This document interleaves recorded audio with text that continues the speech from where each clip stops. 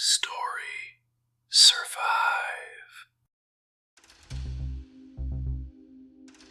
Welcome back to Story Survive. We're now at the turning point of the Enfield Poltergeist investigation, the moment where certainty begins to crumble, where evidence becomes ambiguous, where investigators find themselves questioning not just the phenomena, but their own interpretations of it.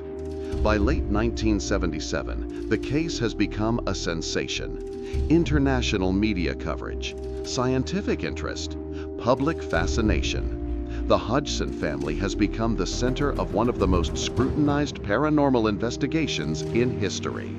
But with that scrutiny comes doubt.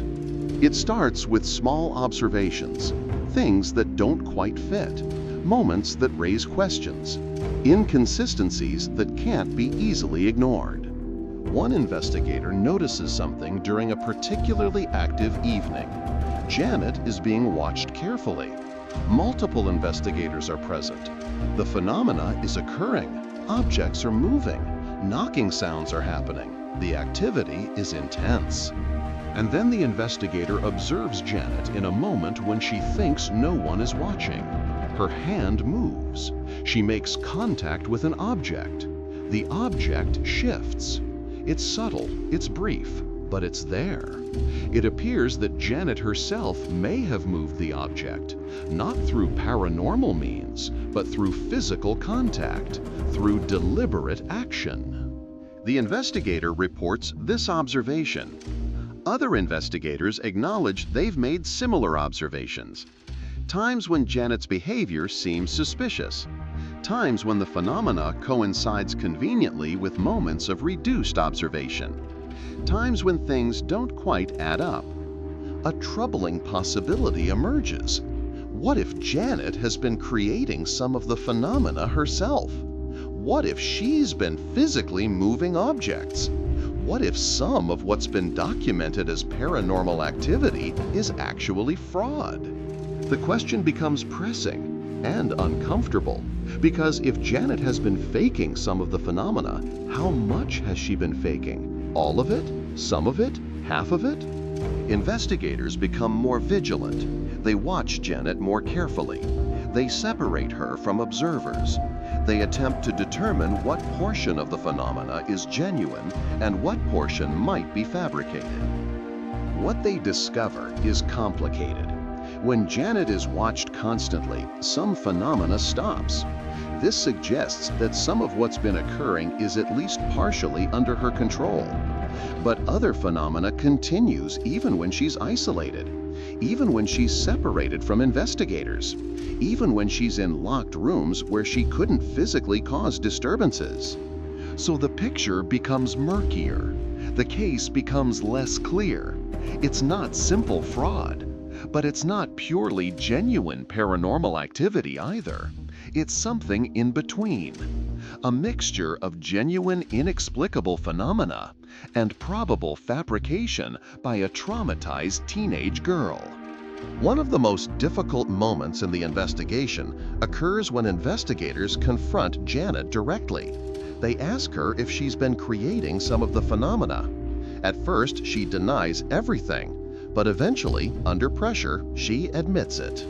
Yes, she has been deliberately moving some objects.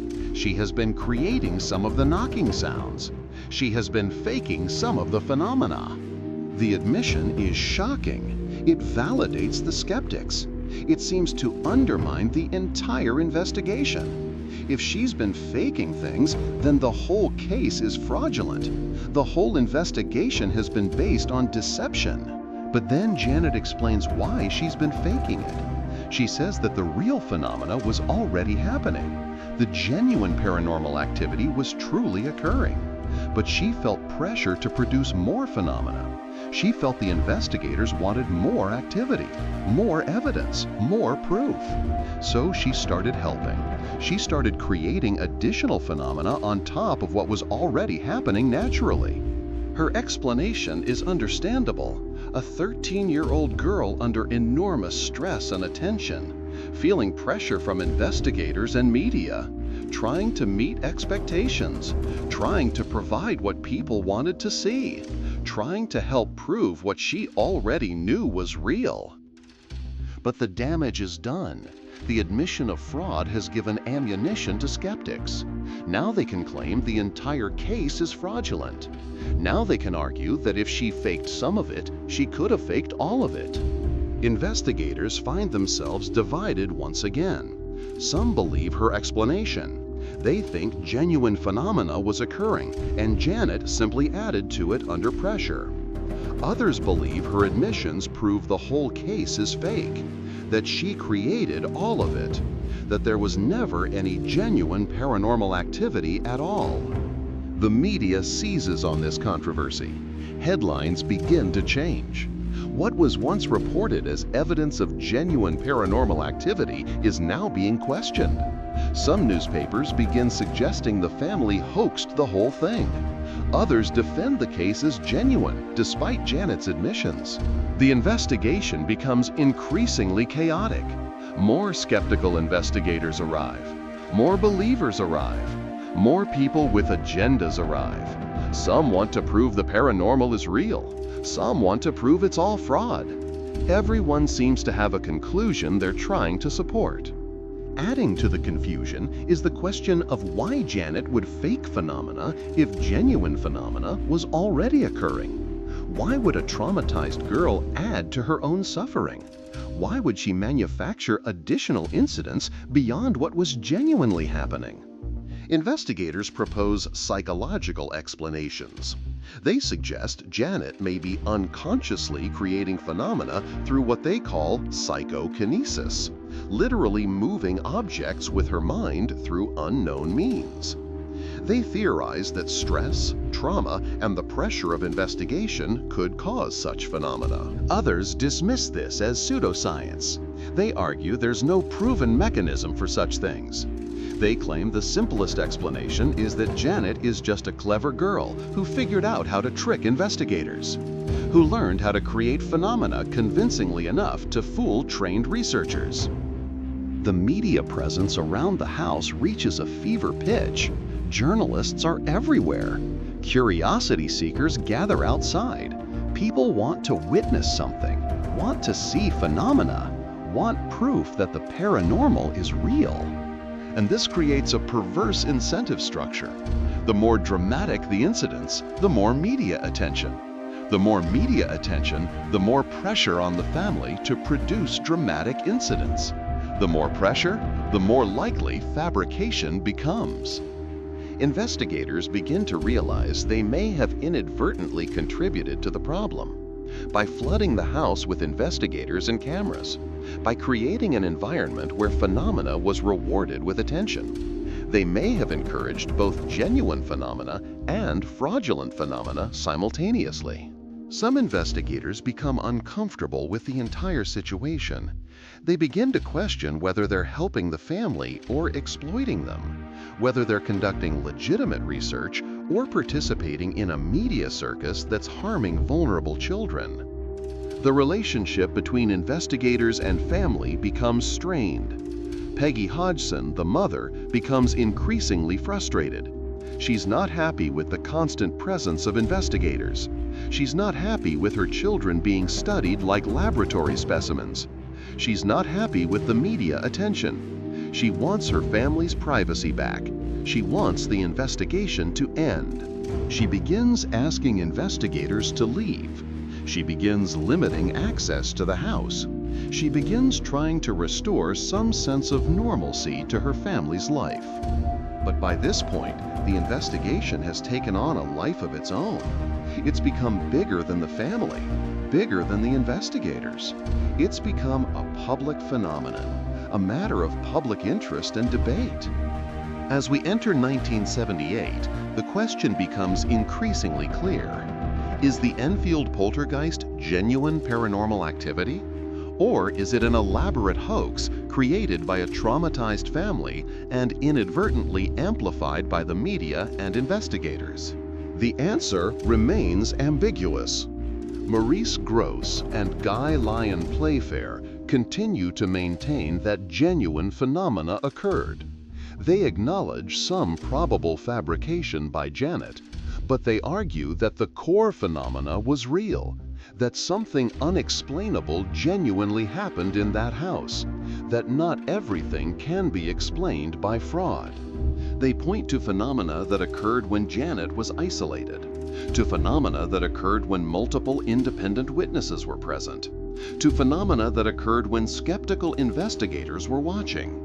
They argue that the body of evidence, despite its complications, still suggests something genuinely paranormal. But skeptics within the investigation community remain unconvinced.